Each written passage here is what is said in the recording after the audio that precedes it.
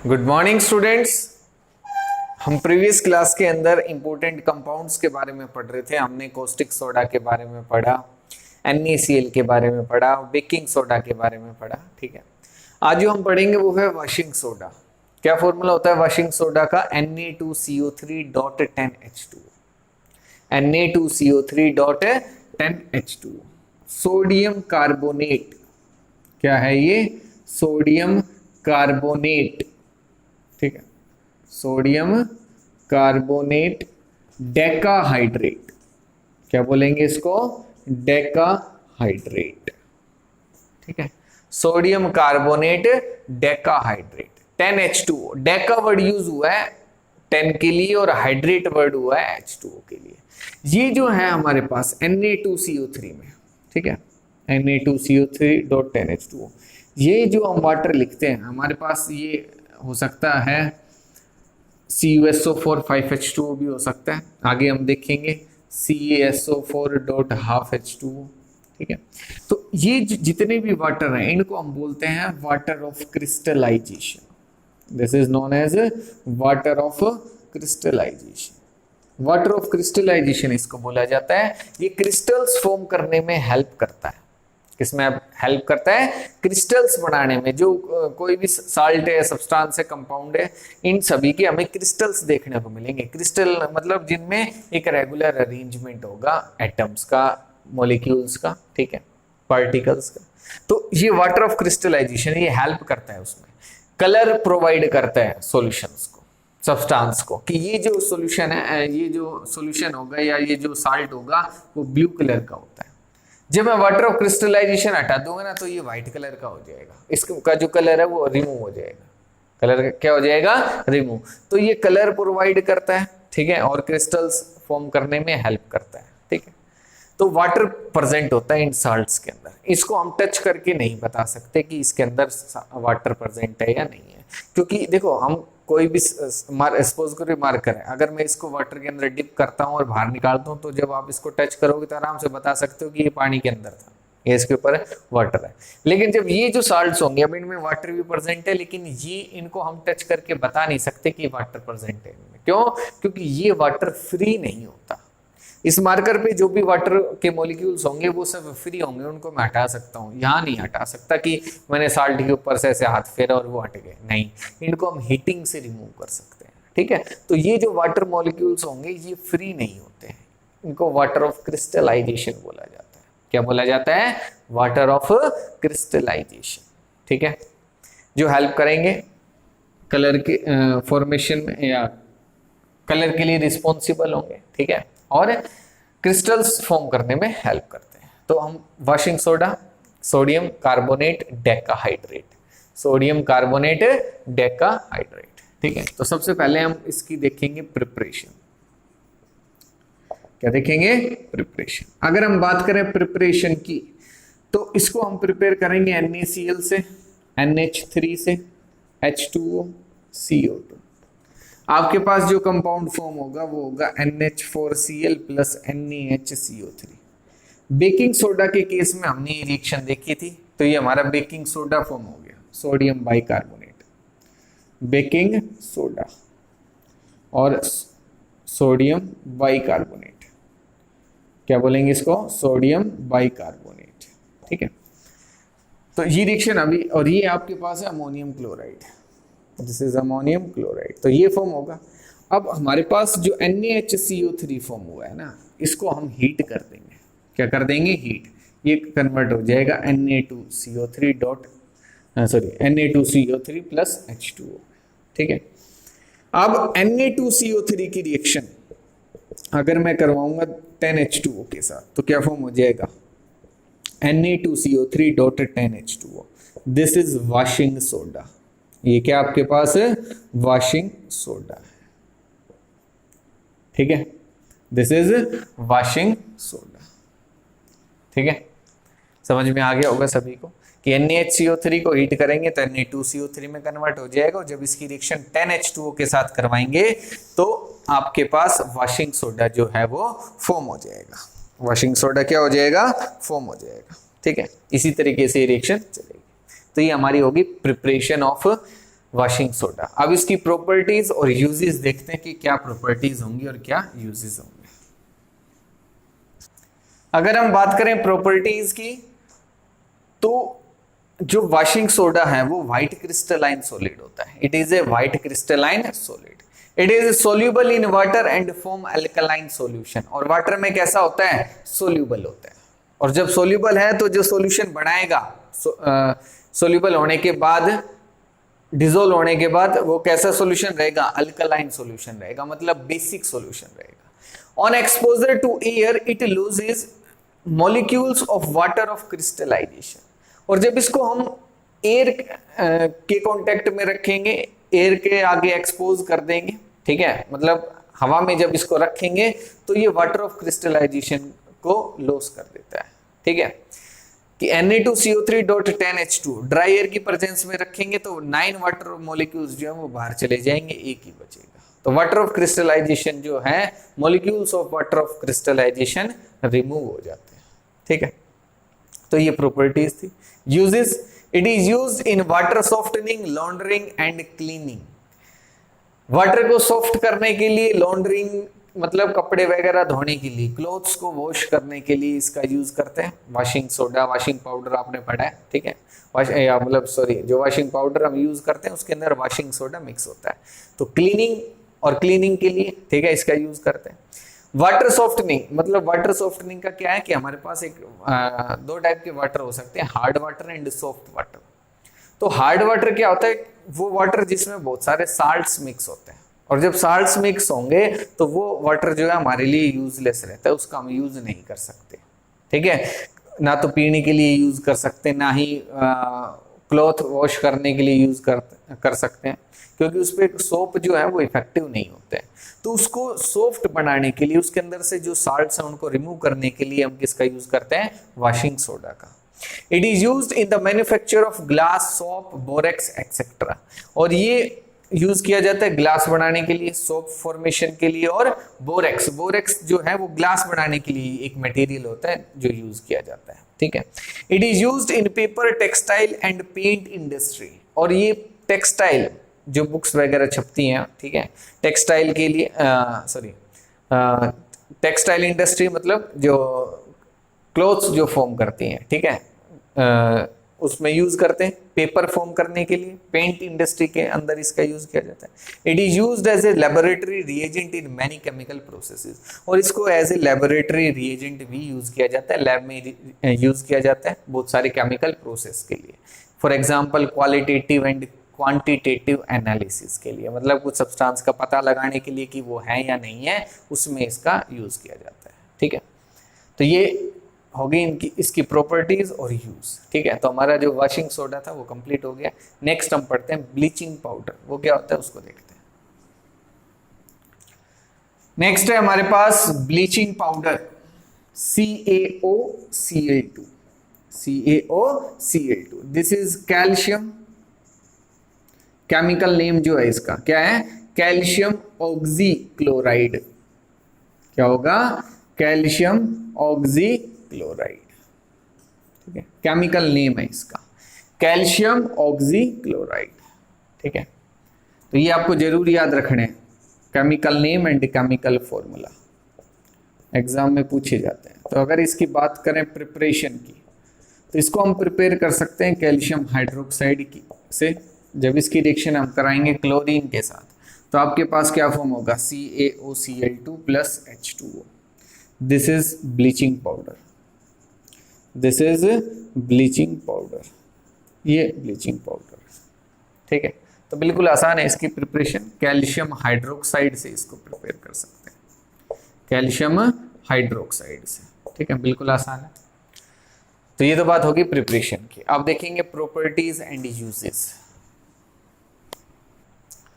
अगर हम बात करें प्रॉपर्टीज की, तो it is a yellowish white powder having strong smell of chlorine.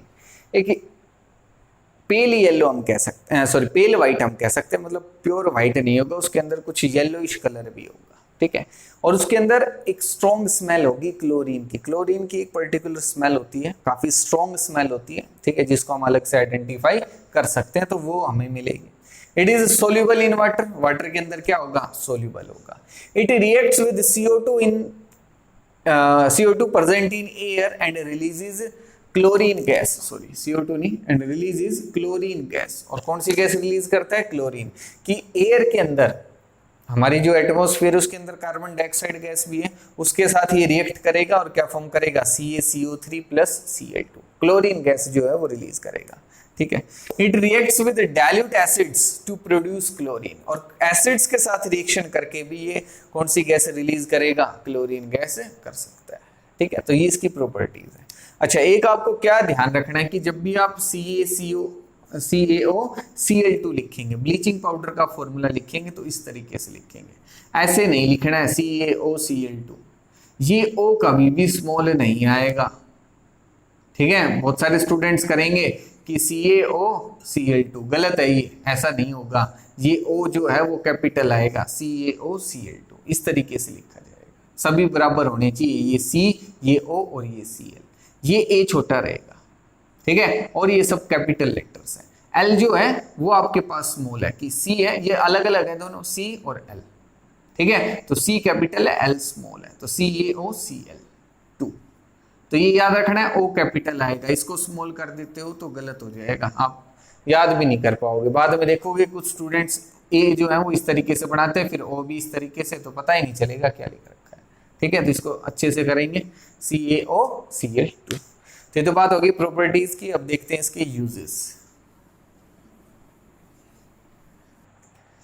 अगर हम बात करें यूजेस की, तो ब्लीचिंग पाउडर जो है उसके बहुत सारे यूजेस हैं। फर्स्ट यूज है, it is used as a bleaching agent, it is used as a bleaching agent in cotton and linen industry. Cotton और लिनन फैब्रिक होते हैं, क्लॉथ फैब्रिक होते हैं। ठीक है, तो कॉटन लिनन इंडस्ट्री में as a bleaching agent use किया जाता है, मतलब ब्लीच करने के लिए, साफ करने के लिए, उनको व्हाइट बनाने के लिए, उसके अंदर से जो इम्प्योरिटीज है उनको रिमूव करने के लिए इसका यूज किया जाता है।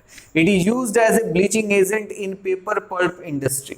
जो पेपर पल्प इंडस्ट्री होती है, कि जो पेपर है वो हमें पता है कि पेड़ से बनाया जाता है, पेड़ को काट के उसकी जो छाल होती है उसको उतार के, तो उसको व्हाइट बनाने के लिए, उसके अंदर से इंप्योरिटीज को रिमूव करने के लिए भी CaOCl2 का यूज किया जाता है, ब्लीचिंग पाउडर का यूज किया जाता है। It is used for bleaching washed clothes in laundry.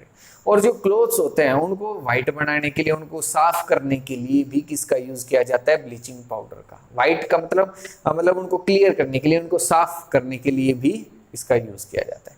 It is used as a disinfectant, और जर्म्स को किल करने के लिए इसका यूज किया जाता है, ब्लीचिंग पाउडर का। कि वाटर में यूज करते हैं इसका, कि वाटर को क्लीन करना है, जर्म्स है तो इसको मिक्स कर दो, आपके जो जर्म्स बैक्टीरिया वगैरह वो मर जाते हैं। तो एज ए डिसइंफेक्टेंट, क्या बोलेंगे, डिसइंफेक्टेंट, टू किल जर्म्स। इसका मतलब क्या है, it is used to kill germs. It is used as an oxidizing agent in many chemical reactions, और बहुत सारी केमिकल रिएक्शंस में as a oxidizing agent use किया जाता है, दूसरों का ऑक्सीडेशन करने के लिए इसका यूज करते हैं। ठीक है, तो ये सब यूजेस हो गए ब्लीचिंग पाउडर के। तो दो कंपाउंड्स हमने पढ़े, अब हमारे पास जो लास्ट कंपाउंड है वो है प्लास्टर ऑफ पेरिस। तो क्या है वो देखते हैं। नेक्स्ट कंपाउंड है हमारे पास प्लास्टर ऑफ पेरिस, POP। क्या है, POP, CaSO4 .12H2O। ठीक है, ये हमारे पास फॉर्मूला हो गया प्लास्टर ऑफ पेरिस का। Calcium sulphate, this is calcium sulphate hemihydrate. क्या बोलेंगे, calcium sulphate hemihydrate. Half H2 है तो हेमीहाइड्रेट। क्या है, हेमीहाइड्रेट। इसको कुछ इस तरीके से भी लिखा जा सकता है, 2CaSO4 .H2O। हाफ मॉलिक्यूल नहीं है वाटर का, मतलब इसका मतलब ये है कि एक CaSO4 ने हाफ मॉलिक्यूल शेयर कर रखा है, दो CaSO4 के बीच में एक H2O मॉलिक्यूल है, तो दोनों ने हाफ हाफ शेयर किया हुआ है, तो इसलिए हम इसको लिख सकते हैं CaSO4 .12H2O। अब अगर इसकी हम बात करें प्रिपरेशन की, ठीक है, तो इसको प्रिपेयर किया जाता है जिप्सम से। किससे प्रिपेयर किया जाता है, जिप्सम। ठीक है, CaSO4.2H2।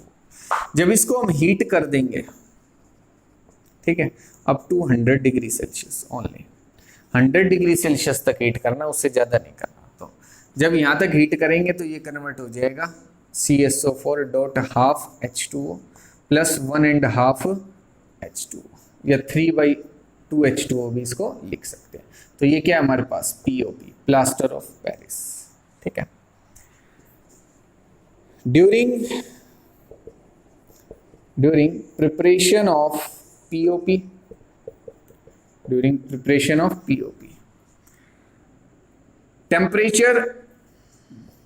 temperature must not be crossed over 100 degree Celsius, because at higher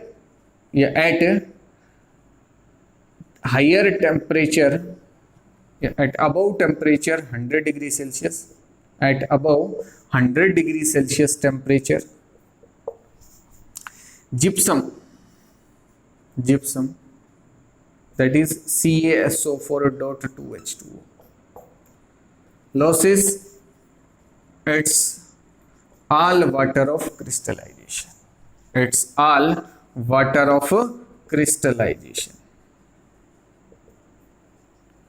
and form dead burnt plaster,